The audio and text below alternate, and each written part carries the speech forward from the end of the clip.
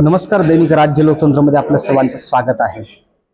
आत्ता आपण डी.वाय. पाटील या कॉलेजमध्ये युनिव्हर्सिटीमध्ये या ठिकाणी आलेलो आहोत. हे वायसीएमच्या शेजारी जे हे संत तुकाराम नगर या ठिकाणी डी.वाय. पाटील कॉलेज आहे. या ठिकाणी आपण काही गोष्टी पाहण्याकरता या ठिकाणी आलो होतो की आपल्याला या ठिकाणी असं समजलं होतं की छत्रपती शिवरायांच्या तिथीच्या जयंतीप्रमाणे या ठिकाणी गड किल्ले संवर्धन याच संकल्पनेतून या ठिकाणी किल्ल्याचं या ठिकाणी कलाकृती साकारण्यात आलेली आहे. ही पाहण्याकरता आपण या ठिकाणी आलो होतो. खूप सुंदर अशी कलाकृती या ठिकाणी गड किल्ल्याची या ठिकाणी विद्यार्थ्यांनी या ठिकाणी साकारलेली आपल्याला पाहायला मिळत आहे. जे विद्यार्थ्यांनी श्रम घेतलेले आहे ते गड किल्ला संवर्धन म्हणजे पूर्ण तयार करण्यासाठी त्या विद्यार्थ्यांकडून आपण जाणून घेणार आहोत.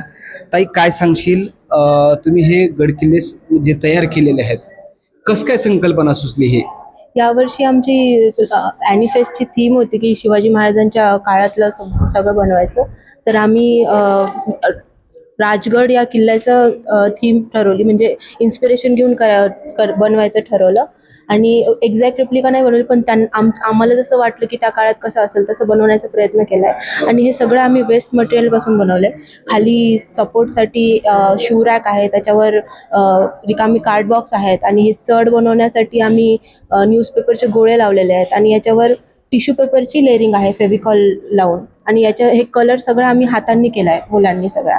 आणि हे बॉक्स वगैरे बनवले. हे गड किल्ले तयार करण्यासाठी तुम्ही किती विद्यार्थ्यांनी परिश्रम घेतलेला आहे? आम्ही 7 ते 8 विद्यार्थी होतो आणि आम्हाला 4 ते 5 दिवस लागले हे सगळं तयार करण्यासाठी. हे सर्व साहित्य गोळा करून वगैरे सगळं तयार करण्याकरता 4 ते 5 दिवस लागले. हो हो बरोबर आहे. हो. पण काय मार्गदर्शक कोण होते? काय मार्गदर्शक आमचे जे शिक्षक आहेत ते आमचे HOD आहेत त्यांनी. आणि सगळं सामान पण त्यांनीच पुरवलंय. याच्यामध्ये फोम शीट वगैरे पण लागलेले आहेत. ज्याच्यात जे जे लागले ते सगळं आम्हाला कॉलेजनेच प्रोव्हाइड केलेलं आहे. हे सर्व गोष्टी कॉलेजने प्रोव्हाइड केल्या.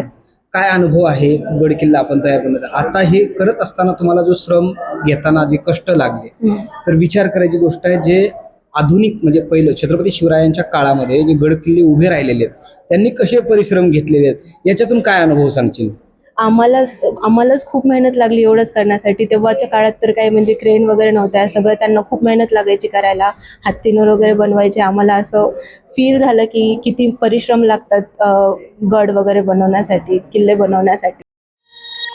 क्या कहेंगे आप? आपने भी इसमें परिश्रम किया है, ये गढ़ किला बनाने के लिए, क्या कहते हैं आप? मैं ये कहूँगा कि मतलब हम सब ने बहुत मेहनत की थी इसको बनाने के लिए, एंड इसके पीछे जो डेडिकेशन था वो अभी हम देख सकते हैं. मतलब हमें वो देख के वो खुशी जो मिल रही है कि हाँ मतलब इतना बढ़िया बनाया. और ये तो मतलब हम लोगों ने तो बस ऐसे एक मॉडल बनाया, बट ये सोचे जब हमें इसमें इतनी मेहनत लगी तो महाराज जी को कितना समय लगा होगा, कितनी मेहनत लगी होगी उन सबको. एंड जबकि हम लोगों के पास तो अब सब मटेरियल्स हैं, वहाँ पे उनके पास कुछ मटेरियल ऐसे पड़े नहीं होते थे. उन्हें सब बनाकर, सब लाकर, हाथी घोड़े इन सब से उनको पूरा बनाना पड़ता था. तो उन्होंने कितनी मेहनत की होगी. और फिर वो सब बनने के बाद जब इतना सुंदर जब किला बनता है तो उसकी खुशी एकदम अलग हो जाती है. तुम्हारा नाम क्या है, कहाँ से हुआ? मेरा नाम आयुष पांडे है. मैं अभी फिलहाल महाराष्ट्र रह रहा हूँ, पर मैं यूपी से हूँ. यूपी से है. यस. आपण काय सांगशील दादा, तू सुद्धा ह्याच्यामध्ये सहभागी होतास? काय नाव तुझं? माझं नाव शरद काळे. आणि ह्याच्या बनवण्यामध्ये आपलं एक इमोशन असतं. हे राजांचं हे गड आहे, सगळ्यांचं एक इमोशन आहे ह्याच्यासोबत.